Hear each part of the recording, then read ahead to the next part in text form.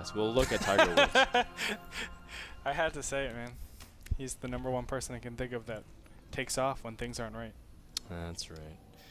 Guys, in the top left, we have from Team Slayers. Well, he's formerly from Team Slayers. He's currently teamless because he left the team. Slayers has yet to disband. But you can all read about that on Reddit on some I think thread he's or probably time. kicked off from the team. He's probably removed from the team, yeah. It is Alicia who's currently looking for foreign teams. His teammate Ryung recently joined Axiom. In fact, his other former teammate Crank also joined Axiom. Perhaps maybe it's just an Axiom, Slayers to Axiom acquisition. Who knows? We'll find out all that in the unfolding weeks. In the bottom right corner, we have from Team Empire, it is BeastyQT. Beasty spent a lot of time training in the California Razor House with Mr. Bitter in Rotterdam, where he was entering a lot of cups, playing in MLGs, qualified for TSL 4, and qualified for NASL Season 4. Beasty is one of the top talented Terrans online. Has a little bit of trouble of piecing things together for lands because he does have trouble traveling, and I mean he's allergic to gluten, so those kind of things affect your condition. But Beasty's still a great player, Andre. Of course, and I'm looking forward to him shining. I'm really waiting for that breakout performance because, as you said, BeastyQT has so many capabilities of doing well in these leagues. It's just he has to piece it together, and somehow or another, it needs to happen in order for him to really become profitable. Because at this point, it's like he's so close. He's like the bubble guy. He's right now considered, if you can beat BeastyQT, then yes, you are considered a top player. But because he has no accomplishments, he's still yet to be proving his strength. Yeah, well, I agree too. Like Beasty has a lot of talent. His micro and macro capability is very high. He has some really cool, clever builds, especially in TVP. He has a nice way to hide triple command center. We're talking about the way Gandhi was trying to do triple command center against Mono.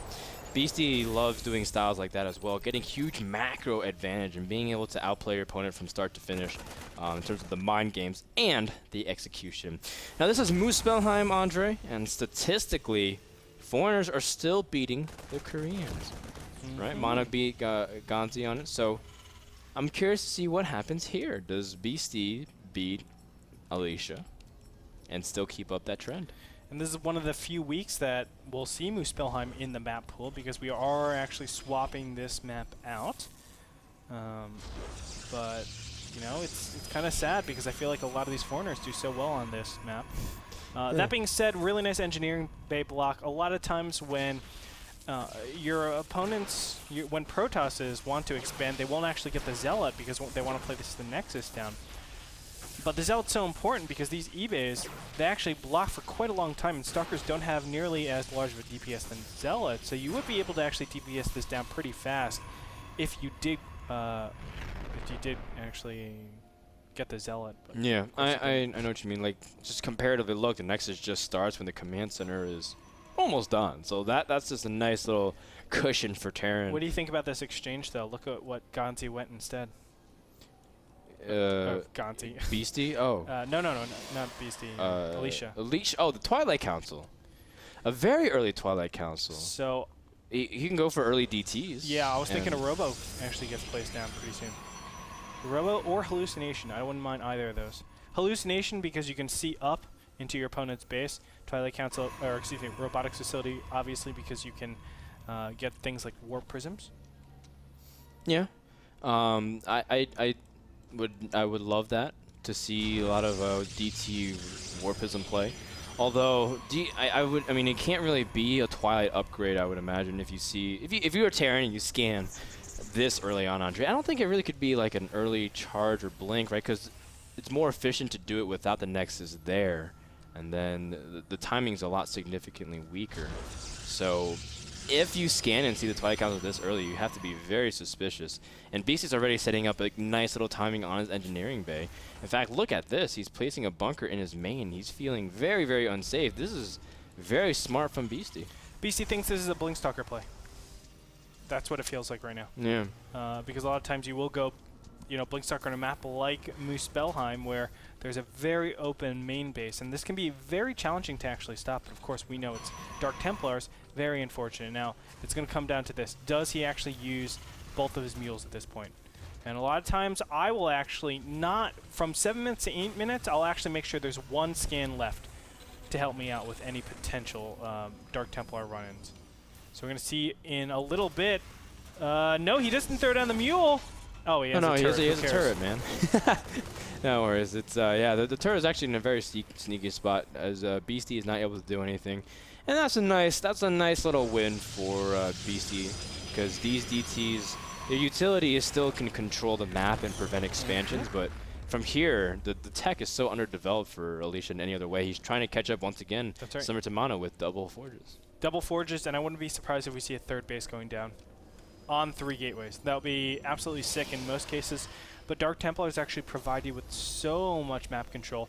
What you can do is just keep a Dark Templar directly out here, forces a scan, and then you slowly just keep working or allowing your opponent to actually move up, but then as soon as the scan dies, you send in another Dark Templar, and they just don't have enough scans to actually move forward. It's a big, big problem. Going a Raven is actually too late. I mean, you're going to miss a lot of timing attacks. So I'm actually surprised we don't see a super fast third base. But from Terran? From Protoss. Well, we'll see how Alicia is going to fare, because if he's spending a lot of his resources now on upgrades, but as soon as he gets some freed up resources, he can, just like you said, go for a third base, or just add on like 3 more gateways, 5 more gateways, and just follow up. Although an early blink shows more defensive-ness, you know, because he's going to try to defend against drops. He's going to be more mobile onto the field. Sure, you can attack, but by now, Terran's tech has been way more developed, so Blink Stalker Harass is not as effective. Ooh, Alicia, be careful. So easy to actually die right here. It looks like... I like what BeastyQT is doing. He's trying to assert himself a little bit, try to actually pick off as many, I would say, Dark Templars as possible, and also keep his opponent honest in case there is something like a super fast third base. Maybe he can take advantage of that. There's that single scan that goes off. It's a decent trade. I mean, it's basically trading out gas for minerals, but we're going to see in a little bit. Oh! Ooh, a blink. Nice. Another scan from Beasty, although... BeastyQT. There is no defense because Alicia's waiting for more gateways. He needs to stall for more time. Yeah, 1-1's going to finish at the perfect time, but will he have enough here?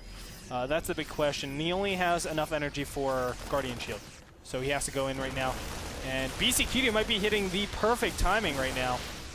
Yeah, Beasty's going to stim in and try to move his way in. Guardian Shield does pop. More Zells are trying to tank damage. I mean, they're doing their job, but their Stalker's DPS is not high enough to compete with Bio. BeastyQT pushing in to the NASL Season 3 and MLG Spring or Summer Championship runner-up.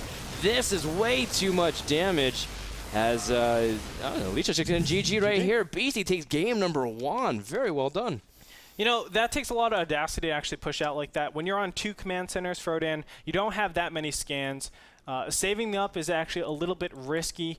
And I don't think, did BeastyQT have a 3rd orbital command center behind that? I don't think so, right? I didn't see that, no. So when you have such limited amounts of scans, you're actually able to, and also a big map, I should say, you're actually able to constantly do Dark Templars and throw them away to a point where your opponent just can't keep up. Like, they can't keep scanning and then confront the main army, where there could be potential Dark Templars in there as well. So I felt like BeastyQT did do a little bit of a greedy play, but I think the mind game of it all was Gonti wasn't expecting his opponent to do something so aggressively, and that's why he was teching just so ferociously last game. And BeastyQT able to take game number 1 of this best of 3 series. Thank you so much to Kingston HyperX, the people who provide SSD and memory for NASL Season 4.